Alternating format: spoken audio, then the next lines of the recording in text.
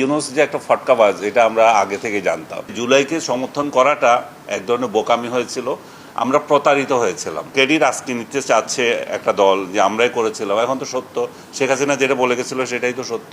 আমার জীবনের সবচেয়ে দুঃখজনক অধ্যায় হচ্ছে যে আমাকে রাজনৈতিক ট্যাগ যে যেভাবে পারে দিচ্ছে। জেল থেকে বের হওয়ার পর আমি একটা প্রতিক্রিয়া পাচ্ছি, যেখানে যাই সবাই খুব জড়িয়ে ধরে যে আপনার জন্য দোয়া করছিলাম। আমি রিয়েলি বিলিভ করি যে তারা দোয়া করছিল আমার জন্য, নতুবা যে প্যাসে পড়ছিলাম আমি, এখান থেকে বের হওয়া কঠিন ছিল।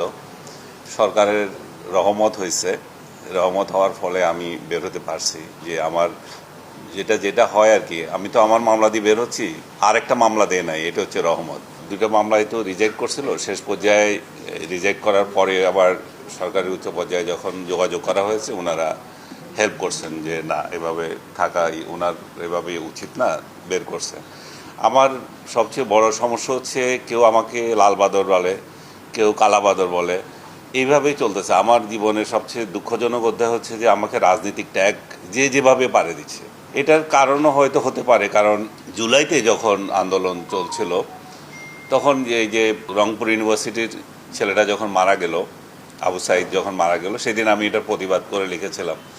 দীপুভাইয়ের এই যে অনলাইন আছে, সেখানে দীপুভাই বলছে, বুঝছেন, দেখেন এই আনিস আলমগীর যে আওয়ামী লীগের সাংবাদিক, সেও প্রতিবাদ করছে। আওয়ামী লীগের মানে দীপুভাই আমাকে টাইটেল দিচ্ছে আওয়ামী লীগের সাংবাদিক।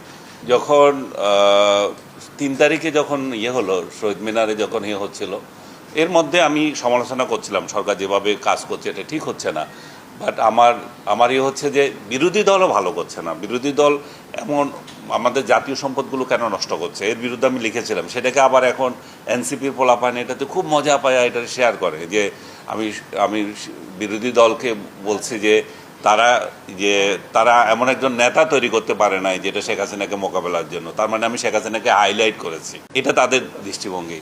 যাই হোক, পরে 3 তারিখে যখন শহীদ মিনারে সমাবেশ, তখনও বললাম যে এবার আপনি ক্ষান্ত দেন, যান এবার। তো আর কীভাবে বলতো, আমাদের সাংবাদিকদের পক্ষে কি রাস্তায় নেমে সরকারের প্রতিবাদ করব, সরকারের বিরুদ্ধে দেবো, সেটা তো হতে পারে না। বাট ইন ওয়ান সেন্স আমি সাপোর্ট করেছিলাম, কিন্তু আজকের দিনে এসে মনে হচ্ছে যে এই সাপোর্টটা ভুল হয়েছিল। এই যে জুলাইকে সমর্থন করাটা এক ধরনের বোকামি হয়েছিল, আমরা প্রতারিত হয়েছিলাম। আমাদেরকে প্রতারণা করা হয়েছে, আমাদেরকে মুক্তিযুদ্ধের কথা বলে এখানে মুক্তিযুদ্ধকে কবর দেওয়ার জন্য এসেছে। এখানে ছাত্রদের নেপথ্যে জঙ্গিবাদীরা ছিল, সব কিছু মানে ছাত্ররা সামনে কিন্তু জঙ্গিবাদীরা পেছনে। এই যে সবগুলো ক্রেডিট আজকে নিতে চাচ্ছে একটা দল যে আমরাই করেছিলাম, এখন তো সত্য শেখ হাসিনা যেটা বলে গেছিল সেটাই তো সত্য, এখন দেখা যাচ্ছে। তো সব দিক থেকে এই প্রতারণার ফলে যখন ডক্টর ইউনূস আসলো, আমি খুব আশাবাদী হইনি। ইউনূস যখন প্রথমে আসে আশাবাদী হইনি, কারণ হচ্ছে ইউনূস যে একটা ফটকাবাজ এটা আমরা আগে থেকে জানতাম। যখন 1/11 আসলো, এই ফটকাবাজ রাজনীতি করার জন্য মাঠে নামলো। মাঠে নামার পর আমার এখনও মনে আছে আমাদের সময়, সেই সময় খুব 1/11 পার্টির খুব জনপ্রিয় পত্রিকা। আমাদের সময়তে আমি লিখলাম যে ডক্টর ইউনূস যে রাজনীতি করতে আসছে, বার্টন রাসেলের একটা উদাহরণ দিলাম। উনি কিন্তু 2বার পাইছে, নোবেলের পুরস্কার পাইছে। তো আমি বললাম যে বার্টন রাসেল ইলেকশনও করছিল, ইলেকশন গোহারা হারছিল, তখন সেকেন্ডবার যায় লোকজনকে জিজ্ঞেস করে যে তোমরা আমাকে ভোট দাও না কেন। তো বলছে যে এটা তোমার কাজ না, এটা এই জন্য আমরা তোমাকে দিই না। তো ইউনূসকে ভদ্রভাষা আমি বললাম যে এখান থেকে তার বিদায় নেওয়া উচিত। এই ভণ্ড তখন বিদায় নিয়েছে সত্য, কিন্তু তার খায়েশ রয়ে গিয়েছিল, এবং এই খায়েশ রয়ে যাওয়ার পর পরবর্তীতে এটার কিভাবে চলে যাবে সেই ওয়ে খুঁজছিল। ওই খোঁজার জন্য আমাদের কিছু সাংবাদিককে দাওয়াত দিয়েছিলেন। আপনার আনিসুল হক ছিলেন মেয়র, সাবেক মেয়র, উনি তখন তার খুব বড় প্রেমী ছিলেন।